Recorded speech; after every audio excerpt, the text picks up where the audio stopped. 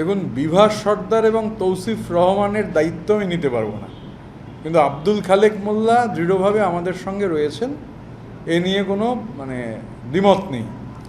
আমি আবারও বলছি যে নাম্বারটা হচ্ছে 65। রাজনীতিতে 2 আর 2 যে সবসময় 4 হবে তার কোনো মানে নেই। রাজনীতিতে 2 আর 2 22ও হয়।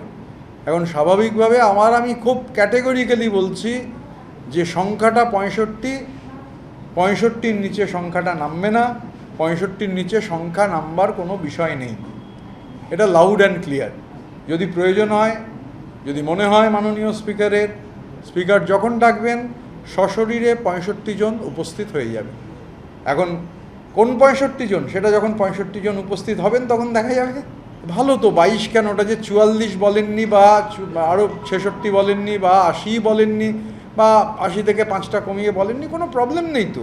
দেয়ার ইজ নো প্রবলেম। ওনার সংখ্যা থাকলে উনি অপেক্ষা কেন করছেন? উনি এসে স্পিকারকে তাদের হাজির করে একটা চিঠি দিয়ে দিন, সমস্যা মিটে যাবে। দেখুন, ব্যক্তিগতভাবে মহামান্য সুপ্রিম কোর্ট যেহেতু একটা রায় দিয়েছেন, তো মহামান্য সুপ্রিম কোর্টের রায়ের ওপর তো হচ্ছে কোনো আমার মতামত থাকতে পারে না, কিন্তু ব্যক্তিগতভাবে আমি আশঙ্কিত। কেননা আমি এখনও বিশ্বাস করি যে ন্যূনতম সুযোগ পেলেই এই চার্টার্ড মাফিয়া তিনি আর দেশে ফিরবেন না।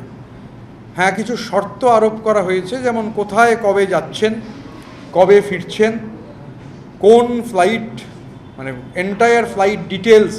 এক কথায় শুধু আইটিনারি নয়, আইটিনারির থেকেও একটু বেশি কিছু, যে কবে যাচ্ছেন, কবে ফিরছেন, ফ্লাইট ডিটেলস, এগুলো তো হলোই। এমনকি কোথায় থাকবেন তারও হচ্ছে আগাম ডিটেলস, এবং চিকিৎসা সংক্রান্ত সমস্ত তথ্য তদন্তকারী এজেন্সিকে দিতে হবে। এটা সুপ্রিম কোর্টের রায়। এখন ডেফিনেটলি 3 সপ্তাহ আপনাকেও ওয়েট করতে হবে, আমাকেও ওয়েট করতে হবে। 3 সপ্তাহ বাদে যদি উনি ফেরেন তাহলে একরকম, যদি উনি না ফেরেন তাহলে আমার যেরকম আশঙ্কা রয়েছে সেই আশঙ্কা সত্যি বলে প্রমাণিত হতে পারে। আমি বারাসাতে একটা কাজে গেছিলাম, তো একটা অটোতে হঠাৎ চোখে পড়ল, লেখা রয়েছে সেটিংয়ের ফাঁদপাতা ভুবনে, কোথায় কে ধরা পড়ে কে জানে। তো ফিরতে ফিরতে দেখলাম আর কি, তাই মনে হলো আপনাদের বলি। দেখুন, আমরা তো আমাদের কথাটা কালকেই, এবং আপনাকেও তো আমি পাঠিয়ে দিয়েছি, বেশ কিছু সংবাদ মাধ্যম ছিল। আমি উলুবেড়িয়াতে যেহেতু গোটা দিনভর ছিলাম, তারপর ফিরে আসার পর অফিসে সংবাদ মাধ্যমের বন্ধুরা তারা এসেছিলেন, এবং আমরাও গোটাটা সবাই যেহেতু ছিলেন না, পাঠিয়ে দিয়েছি। যে কথা বলেছি সে কথা আবার রিপিট করছি, যে কোনো একটা গণতান্ত্রিক সেটআপে, যে কোনো একটা গণতান্ত্রিক ব্যবস্থায় আইন ভঙ্গ না করে নিয়ম মেনে যে কারুর যে কোনো জায়গায় যাওয়ার অধিকার রয়েছে। এবার মমতা বন্দ্যোপাধ্যায় যেহেতু রাজ্যের প্রাক্তন মুখ্যমন্ত্রী, স্বাভাবিকভাবে তার নিরাপত্তা সাধারণ যে কারুর থেকে বেশি। তিনি একটা নিরাপত্তা বলয়ের মধ্যে থাকেন। যে ঘটনা ঘটেছে সেই ঘটনা অনভিপ্রেত, সেই ঘটনা কাঙ্ক্ষিত নয়, সমর্থনযোগ্য নয়। কিন্তু সাথে সাথে এই একটা প্রশ্ন উঠছে, সেই একটা প্রশ্ন অটোমেটিক্যালি এখন এই কোয়েশ্চেন আসছে যে সবার কাছে, পুলিশের কাছে, কম্পিটেন্ট অথরিটির কাছে ইনফরমেশন ছিল না। কম্পিটেন্ট পুলিশ অথরিটি তার এই মুভমেন্টের ইনফরমেশন জানতেন না। এটা একটা পার্ট, এটা একটা জরুরি কম্পোনেন্ট।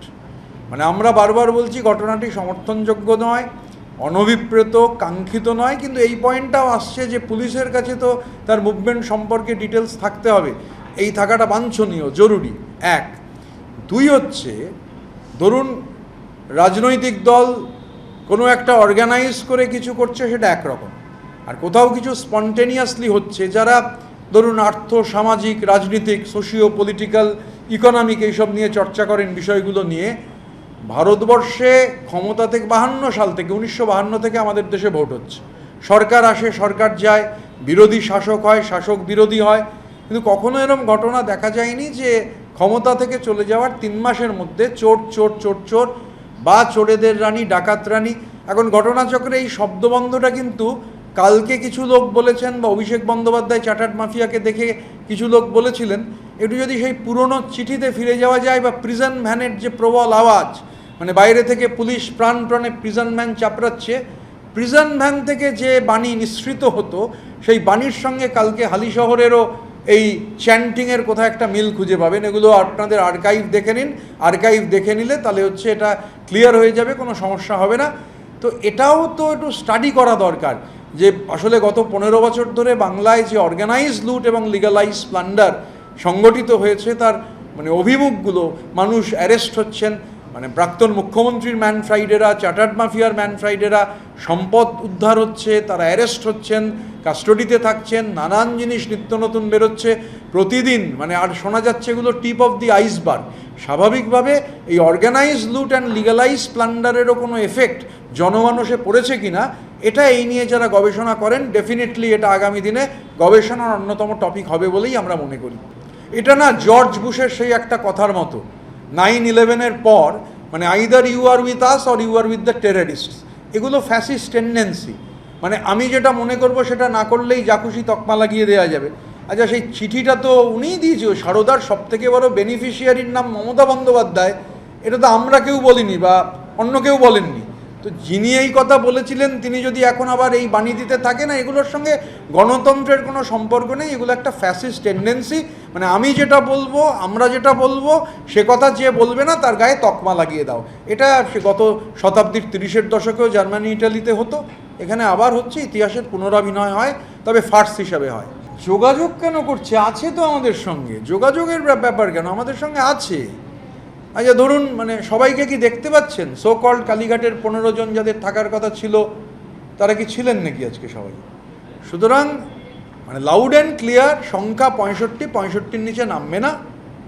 তো মানে দুজন যদি না থাকেন তার বদলে যে 4 জন থাকবেন না তার গ্যারেন্টি কে দেবে? যেদিন প্রয়োজন হবে আমরা ফিজিক্যালি, আর আমরা তো চিঠি দিইনি, চার্টার্ড মাফিয়ার মতো সই জাল করে চিঠি দিইনি, ফিজিক্যালি আমাদের বিধায়করা উপস্থিত হয়েছিলেন। আবার যেদিন ফিজিক্যালি উপস্থিত হওয়ার প্রয়োজন হবে সবাই উপস্থিত হয়ে যাবেন। এখন সেটা তৌসিফুর রহমানকে আপনাদের জিজ্ঞাসা করতে হবে, কারণ উনি তো প্যারাশুট করা ক্যান্ডিডেট। এগুলো তদন্তকারী সংস্থা নিশ্চিতভাবে, যেহেতু সুমিত রায় কাস্টডিতে আছেন, তো সুমিত রায় কাস্টডিতে থাকার ফলে তৌসিফুর রহমান কিভাবে টিকিট পেলেন, মানে তার সঙ্গে বসিরহাটের আনাচে কানাচে খোঁজ নিয়ে দেখুন, বসিরহাটের যিনি বিধায়ক ছিলেন তিনি টিকিট পেলেন না, বা বসিরহাটের ওই জেলার কেউ টিকিট পেলেন না, ভালো করে বাংলা বলতে পারেন না, বাংলাভাষী নন, হঠাৎ করে তিনি কোথায় টিকিট পেলেন, তার বিদেশে কোথায় ব্যবসা আছে, সুমিত রায় কাস্টডিতে আছে। তো তদন্তকারী সংস্থা ডেফিনেটলি এই বিষয়ে আরও আলোকপাত করতে পারবে, বাকি আলোকপাতটা ওনাকেই করতে হবে। এটার ওয়েলকাম পদক্ষেপ। দেখুন, ডেমোক্রেসি আর ফ্যাসিজমে ফারাক থাকে, ডেমোক্রেটিক সেট আপ আর ফ্যাসিস্ট সেট আপ একরকম নয়, এগুলো আমি আগেও বলেছি, নতুন করে রিপিট করার কোনো মানে হয় না। তো প্রতিদিন মানে আপনি একটা ডেমোক্রেটিক সেট আপ আর একটা ফ্যাসিস্ট সেট আপ দুটো দুরকম হয়। আমি মানে আবার এটা রিপিট করি যে কোনো নাগরিক, মানে তিনি প্রাক্তন মুখ্যমন্ত্রী হন বা না হন, একটা গণতান্ত্রিক সেট আপে যে কোনো নাগরিক যদি নিয়ম মেনে আইন ভঙ্গ না করে সেটা যদি কোথাও যান, মানে যাওয়ার তার অধিকার রয়েছে। গতকাল যে ঘটনা ঘটেছে, ঘটনা অনভিপ্রেত, কাঙ্ক্ষিত নয়, সমর্থনযোগ্য নয়, কিছু প্রশ্ন ডেফিনেটলি রয়েছে। এখন অর্গানাইজ লুট অ্যান্ড লিগালাইজ প্লান্ডারের যেহেতু একটা ক্রমবর্ধমান ইতিহাস দেখা যাচ্ছে, জনরোষ কি জনরোষ নয়, এটা সমাজবিজ্ঞানীরা তারা হচ্ছে ভবিষ্যতে বলতে পারবেন, আমার সেই ক্ষমতা নেই এটা বলবার। আর মাননীয় মুখ্যমন্ত্রী কি এক্স্যাক্টলি বলেছেন আমি জানি না, না শুনে মন্তব্য করব না, কিন্তু আমাদের যেটা বেসিক স্ট্যান্ড সেটা আবারও লাউড অ্যান্ড ক্লিয়ারলি বলে দিলাম। তো সেটা সিআইডির ব্যাপার আর সুমিত রায়ের ব্যাপার, এর মধ্যে তো আমাদের ঢোকার কোনো বিষয় নেই। সিআইডি মানে তদন্তে ওনাকে সহযোগিতা করতে বলা হয়েছে, তো যারা তদন্তকারী সংস্থা তারা ঠিক করছেন যে কখন ডাকবেন, কিভাবে জিজ্ঞাসা করবেন, মানে এই ব্যাপারে আমাদের এক্সপার্টাইজও নেই, আর আমাদের মন্তব্য করাটাও ঠিক নয়। এটা solely সুমিত রায় আর তদন্তকারী সংস্থার বিষয়। দেখুন, বাজারে একটা খবর ভাসছে, সত্যি মিথ্যে আমি বলতে পারবো না, যে বিনয় মিশ্র এখন আর ভানুয়াতুতুতে নেই, তিনি লন্ডনে আছেন, এবং তার বাচ্চাটা আর কি, যেহেতু তার বাবা না গেলে পাসপোর্ট হবে না, সে বাচ্চাটার নাকি পাসপোর্ট হচ্ছে না। এগুলো শোনা কথা, সত্যি মিথ্যে আমি জানি না। তা আপাতত তিনি লন্ডনে আছেন। এখন মার্কিন যুক্তরাষ্ট্রের সঙ্গে বা ইউনাইটেড কিংডমের সঙ্গে বা চীনের সঙ্গে তো মানে ধরুন ডিপ্লোম্যাটিক পাসপোর্ট কিছু জায়গায় কাজ করে না, ইমিউনিটি থাকে না, বা এক্সট্রাডিশন চুক্তি রয়েছে। তো এখন বিনয় মিশ্র লাল পাসপোর্টও নয়, নীল পাসপোর্ট, বা ভানুয়াতুতুর কী রঙের পাসপোর্ট আমি জানি না।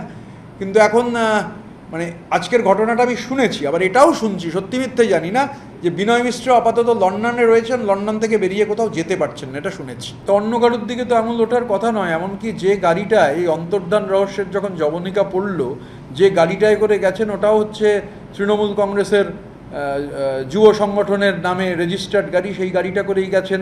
সেই গাড়িটা করে হয়ে যাওয়ার পর বোধহয় প্রথম দিন গাড়ি করেই ফিরেছিলেন, গতকাল শুনছিলাম হেঁটে ফিরেছেন। সেই অভিষেক বন্দ্যোপাধ্যায় চার্টার্ড মাফিয়ার বাড়িতেই গেছেন। এটা বোঝবার জন্যে তো বিরাট বিশেষজ্ঞ হওয়ার দরকার নেই যে সুমিত রায় যে গোটা অপারেশনটা হতো এই অর্গানাইজ লুট অ্যান্ড লিগালাইজ প্লান্ডারের অন্যতম চরিত্র, মানে মালিক নন অবশ্যই, কিন্তু অন্যতম গুরুত্বপূর্ণ ম্যানেজিং ডিরেক্টর, অন্যতম গুরুত্বপূর্ণ অপারেটর। এ নিয়ে ওই যে টুলু মণ্ডলের কেসে দেখেননি, ঠিকাদারকে বলছে লাফালাফি করো না টুলুর বিরুদ্ধে। তো সুমিত রায় কতটা পাওয়ারফুল ছিল, মানে পুলিশ অফিসাররা পর্যন্ত সুমিত রায়কে দেখে উঠে দাঁড়াতে বাধ্য হতো, বা এই পুলিশের পোস্টিং সহ সমস্ত কিছুই সুমিতের ফোনে চলতো। আমি এরকম পুলিশ অফিসারকে জানি, মানে আমার সঙ্গে বসে কথা বলছেন, সুমিত রায়ের ফোন এসেছে, মানে সুমিত রায় নেই, সুমিত রায় ফোন করেছেন, তিনি চেয়ার ছেড়ে উঠে দাঁড়িয়ে পড়েছেন, মানে অভ্যেস বশত আর কি। তো সেই সব অফিসারদের সম্পর্কেও আমার কাছে যা তথ্য আছে সরকারকে দেওয়ার চেষ্টা করব, কারণ খুবই সিরিয়াস ব্যাপার আর কি। মানে সুমিত রায় নেই, তিনি ফোন করেছেন, মানে এমন অভ্যেস, ওইখানে আমার সামনে উল্টো দিকে বসে কথা বলছেন, চেয়ার ছেড়ে উঠে দাঁড়িয়ে স্যার করছেন। মানে বোধহয় পাস গ্র্যাজুয়েট কি গ্র্যাজুয়েট নয়, তো তার ফোনেও একজন আইপিএস অফিসার কীরকম, সে নেই, উঠে দাঁড়াতে হচ্ছে, তো বোঝা যায় তার প্রভাব কীরকম মারাত্মক। এবং চার্টার্ড মাফিয়ার বরাভয়ে রাজ্যের প্রাক্তন মুখ্যমন্ত্রী, তার মানে গোটা সেট আপ, মানে পুলিশ তো তার, তিনি তো পুলিশ মন্ত্রী ছিলেন, তো তার পুলিশ যখন এরকম সুমিত রায়ের ফোনে আটকে ওঠে, বুঝতে হবে সুমিত রায় কতটা পাওয়ারফুলি, কতটা প্রভাবশালী। এখন উনি কি বলেছেন, মানে ওই চার্টার্ড মাফিয়া, আর আমার খালি একটা উৎসাহ আছে, মানে একজন সাধারণ বাংলার নাগরিক হিসেবে আমার একটাই উৎসাহ, যে উনি যে জন হপকিন্সে যাবেন, কোনো নর্মাল ফ্লাইটের ফার্স্ট ক্লাসে যাবেন নাকি চার্টার্ড ফ্লাইটে যাবেন, এটা নিয়ে আমার উৎসাহ আছে, বাকি কিছু নিয়ে উৎসাহ নেই। যে কোনো নাগরিকেরই, এবং উনি যেহেতু হাই প্রোফাইল প্রোটেক্টি, প্রাক্তন মুখ্যমন্ত্রী, তো ওনার মুভমেন্ট অবশ্যই পুলিশকে জানিয়ে করা উচিত। উনি তো কমন নাগরিক নন, সাধারণ নাগরিক নন। সাধারণ নাগরিকের আইন না ভেঙে, নিয়ম না ভঙ্গ করে যে কোনো জায়গায় যাওয়ার অধিকার রয়েছে, ওনারও 100বার অধিকার রয়েছে সব জায়গায় যাওয়ার। তবে যেহেতু উনি রাজ্যের প্রাক্তন মুখ্যমন্ত্রী, নিরাপত্তা বলয়টাও সাধারণ লোকের থেকে অনেক বেশি, অবশ্যই প্রশাসনকে জানিয়ে যাওয়া উচিত। এখন উচিত অনুচিতের মাপকাঠিটা ভীষণ রিলেটিভ, তো কে কী করবেন সেটা তার ব্যাপার। তো রাজ্যের প্রশাসনিক প্রধান বলেছেন, এটা তো রাজ্যের বহু মানুষেরই প্রশ্ন আছে যে এত হুড়োহুড়ি কেন, মানে হুড়োহুড়ির কারণটার পেছনে মানে কাউকে আড়াল করার চেষ্টা ছিল কিনা, সেই প্রশ্ন আমার ধারণা গোটা রাজ্যের মানুষেরই আছে। তো স্বাভাবিকভাবে যারা এই গোটা প্রসেসটাকে খুবই কুইকলি মানে হাসাপ করার, মানে একটা বডি, দেখুন মানে হিন্দু ধর্মে বডি পোড়ানো হয়, অন্য ধর্মে যেখানে কবরস্থ করার অপশান আছে সেখানে পোস্টমর্টেম হওয়ার পরবর্তীকালে সুযোগ থাকে। তো এখানে যে তড়িঘড়ি হয়েছিল এ নিয়ে তো কোনো সন্দেহ নেই। তো স্বাভাবিকভাবে তদন্তকারী সংস্থা they are competent enough to look into it. এটা আমি আপনি তো মানে কিছু করতে পারবো না, এটা তদন্ত করলে তবে উঠে আসবে গোটাটা কী হয়েছিল, কেউ নির্দেশ দিয়েছিলেন কিনা, মানে হাসপাতালের একটা ফ্লোর ভেঙে দিতে বলা হয়েছিল কিনা। এবার ওই ফার্স্ট ফ্লোর মানে যে দোতলা, এটা বুঝতে না পেরে কেউ দোতলার বদলে একতলা ভেঙে দিয়েছিলেন কিনা, এগুলো তদন্তের আওতায় আনলে বোঝা যাবে।